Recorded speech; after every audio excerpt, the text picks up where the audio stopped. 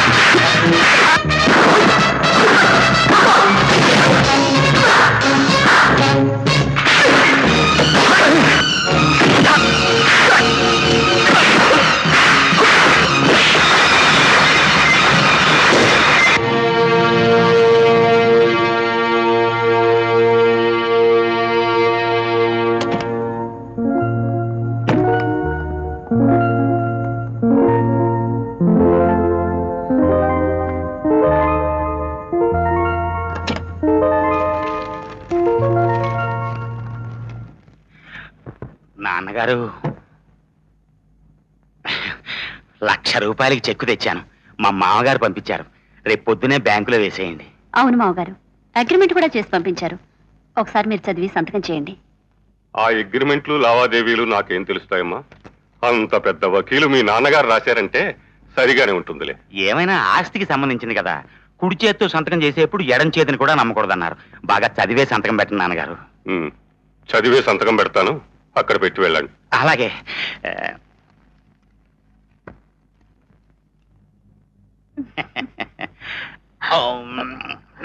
ఎరా, ఇప్పుడే వచ్చావా?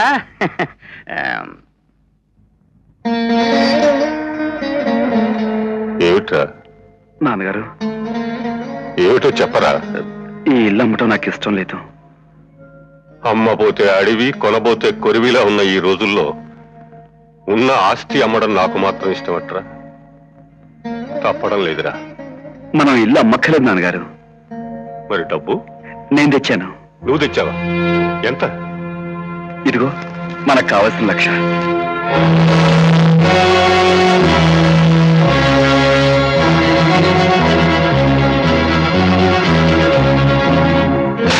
ఎక్కడి నుంచి తెచ్చావు ఈ డబ్బు?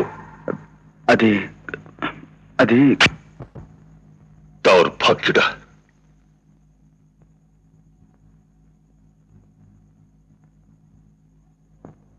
ఆస్తి లేకపోయినా గౌరవంగా బ్రతికాను రా నేను.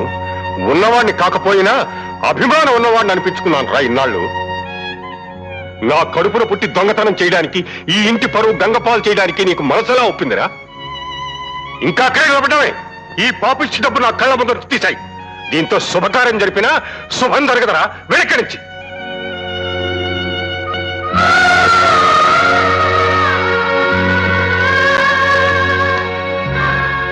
నేను మీ కొడుకు నాన్నగారు.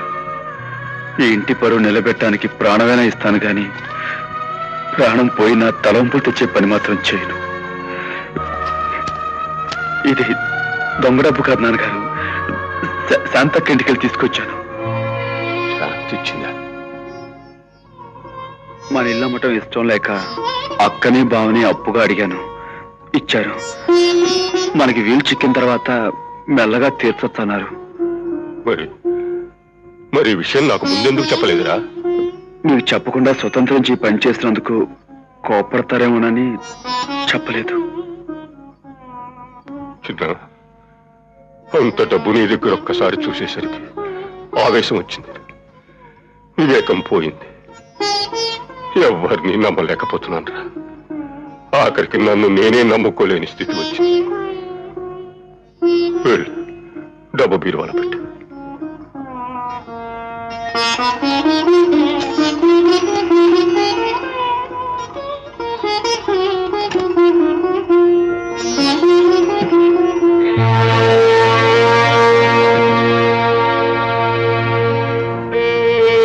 ఏమిట్రా ఇది?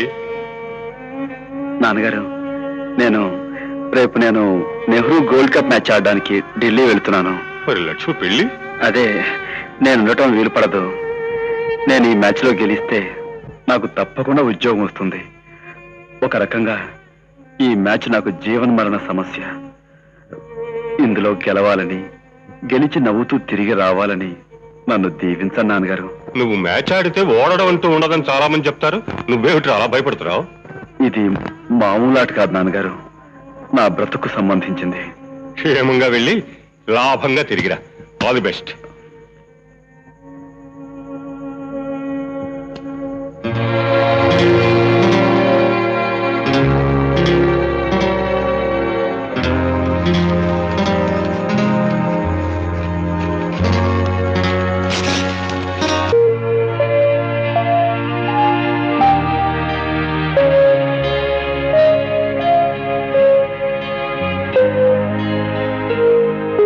లక్ష్మి, లక్ష్మి. ఏమిటన్నయ్యా? సారీ అమ్మా, నిద్రపాటు చేశానా? నాన్నగారు నేను మ్యాచ్ గెలిచాం తెలుసా? మ్యాచ్ ఏమిటి? నాన్నగారు ఆడారా? ఆటం అంటే నిజంగా ఆటం కదమ్మా. నారాయణ అన్నయ్య వదిన ఇల్లు అమ్మాలన్నారు కదా, వాళ్ళు మనకి ఎక్స్పర్టీ అన్నమాట. వాళ్ళ మీద మేము మ్యాచ్ గెలిచాం. నాకేం అర్థం కావడం లేదు. మనం ఈ ఇల్లు అమ్మటం లేదు, మళ్ళీ తాకట్టు పెట్టడం లేదు. అయినా సరే ఇప్పుడు మనకి చేతి నిండా డబ్బు ఉంది. ఇక నుంచి ఈ ఇంట్లో నో ఏడుపులు, నో ఏడుపు మొహాలు, నో కష్టాలు, నో బాధలు. నువ్వు కోరుకున్నట్లుగా నాన్నగారి డబ్బుతోనే పెళ్లి చేసుకుని అత్తవారింటికి వెళ్ళటమే తరువాయి. ఉన్నట్టుండి అంత డబ్బెలా వచ్చిందన్నయ్య? సస్పెన్స్. రేపు పొద్దున వదిన అడిగితే నీకు అన్ని వివరంగా చెబుతుంది. ఇక నువ్వు ఈ డబ్బుల గొడవ మర్చిపోయి కాబోయే శ్రీవారి గురించి కలలు కంటూ పడుకో. ఓకే?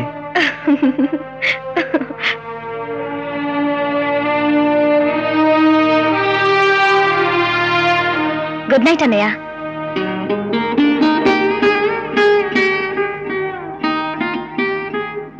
Good bye.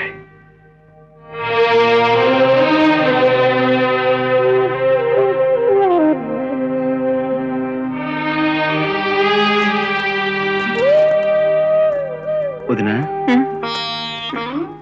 సారీ వదినా. ఎప్పుడనగా వెళ్ళావయ్యా? ఇప్పటికిల్లు గుర్తుకొచ్చిందా? ఏ ఊళ్ళో వచ్చావు? ఊళ్ళో వెళ్ళకపోయినా ఊరిలో వచ్చాను వదినా. శాంతక్క ఇంటికి వెళ్ళి వచ్చాను. అయ్యోయ్యో వెళ్లే ముందు నాతో చెప్తే ఊరగాయలు అవి ఇచ్చేదాను కదయ్యా. ఊరికే చూసొద్దామని వెళ్ళాను వదినా.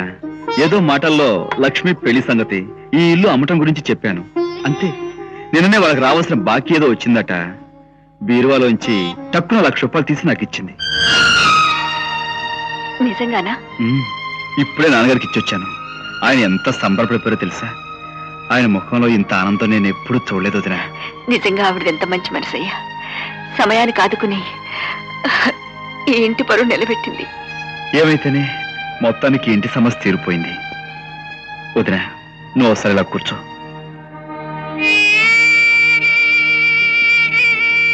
ఇది వచ్చిన బాబు చూడు, మరీ నీకు భక్తి ఎక్కువైపోతే నా గర్వం వచ్చేస్తుందయో. గర్వమా? దానికి నువ్వంటే చాలా భయం వదినా. నీ దగ్గరికి రాదు. వదినా, ఇలా నీ కాళ్ళకు దండం పెట్టి నేను గ్రౌండ్స్కి వెళ్తే నాకు ఏమనిపిస్తుందో తెలుసా? దుర్గమ్మ వారిలా నువ్వు నాకు కొండంత అండగా ఉన్నావు అనిపిస్తుంది. చాలే, మాటలు మరీ ఎక్కువ నేర్చావు. వదినా, రేపు నా ఫైనల్ మ్యాచ్ వదినా. ఎంతో రిస్క్ చేసి ఆడుతున్నాను. నేను గెలుస్తానంటావా? తప్పకుండా గెలుస్తావయ్యా. నా దీవెనే కాదు, అమ్మవారి దీవెన కూడా నీకెప్పుడూ ఉంటుంది. తిను. వదినా, ఈ రోజు నీ చేత్తో తినాలనుంది. నాకు ముద్ద కలిపెట్టవు? ఉమ్.